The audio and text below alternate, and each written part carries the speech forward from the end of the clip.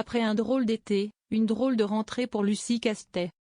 Après avoir passé ses congés estivaux à sillonner la France et enchaîner plateau télé et université d'été pour défendre sa candidature pour Matignon, la haute fonctionnaire a pris une décision concernant la suite de sa carrière.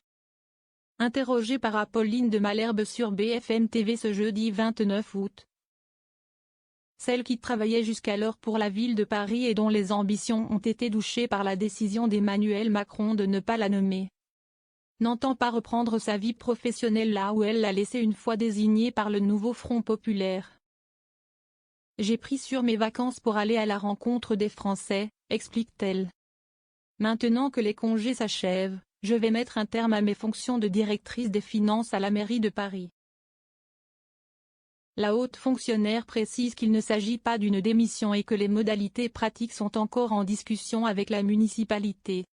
Il ne s'agit pas de démissionner de la fonction publique, je suis extrêmement attachée à la fonction publique.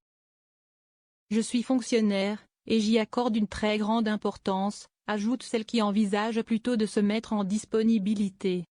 Logique quand on sait qu'elle s'est notamment fait connaître sur la scène politique au travers du collectif Nos Services Publics dont elle était l'un des porte-parole. Je me sens toujours soutenue. Interrogée par l'agence France Presse, la mairie de Paris a indiqué sans autre commentaire que, comme l'a indiqué Lucie Castet, les modalités de son départ font l'objet de discussions avec la ville. Portée par le fort espoir qui est né du vote des Français aux législatives de juillet, l'intéressée entend désormais mettre toutes ses forces pour préserver cette union de la gauche arrivée en tête des élections. Mais loin de la majorité absolue à l'Assemblée. Une situation qui a justifié le refus d'Emmanuel Macron de la nommer à Matignon en début de semaine. Pour autant, je me sens toujours soutenue par les 4 forces du NFP, a-t-elle assuré. Y compris par le Parti socialiste, qui se divise sur la possibilité de soutenir une autre personnalité issue de la gauche. À l'image par exemple de l'ex-premier ministre Bernard Cazeneuve. Bien sûr qu'il y a différentes positions au PS, c'est sain, c'est la vie d'un parti.